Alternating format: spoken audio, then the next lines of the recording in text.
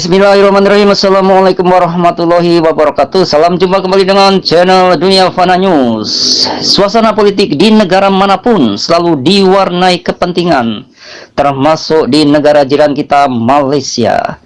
Sebab yang namanya politik itu selalu identik dengan kepentingan, meskipun kepentingan itu sendiri tak selalu diwarnai oleh politik.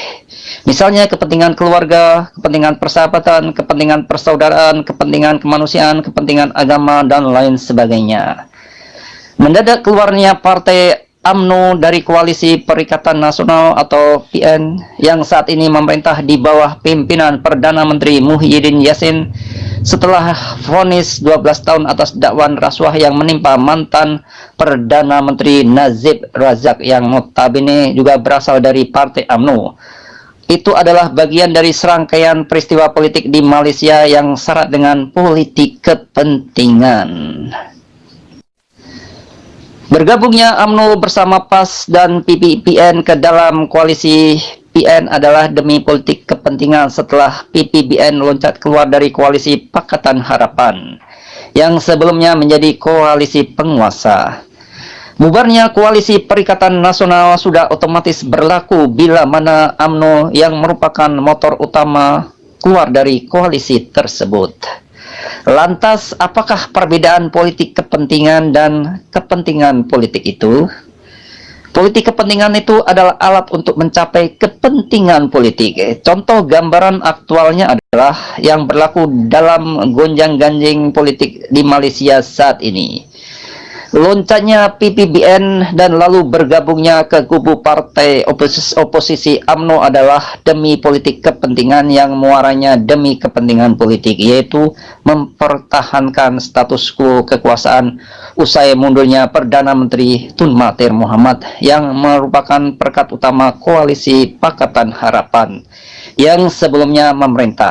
Dengan mundurnya Tun Mahathir Mohamad, mulai goyahlah quorum kursi di parlemen yang terancam eksodus menyeberang ke koalisi oposisi Barisan Nasional yang dikomandoi UMNO. Koalisi Pakatan Harapan yang sebelumnya terdiri dari PKR, DAP, dan PPBN yang juga penuh dengan nuansa politik kepentingan yang merupakan gabungan kelompok penekan untuk menumbangkan rezim Perdana Menteri Najib Razak dalam pilihan raya 2018 yang lalu.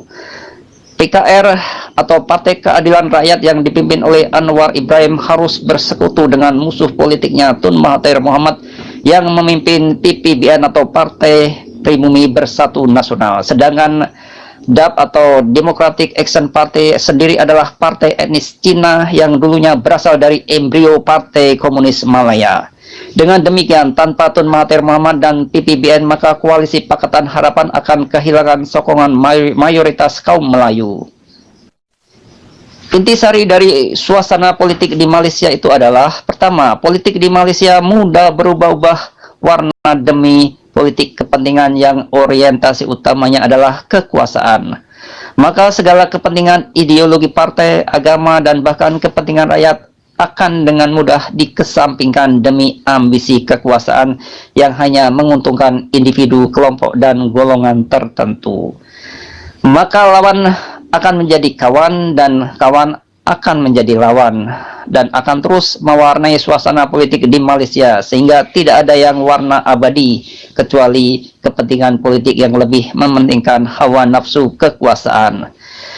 Kedua, suara rakyat yang berasal dari hati yang netral, jujur, polos, tanpa warna dengan mudah diracuni warna yang absurd, politik kepentingan yang bias terkotak-kotak ketika pilihan raya.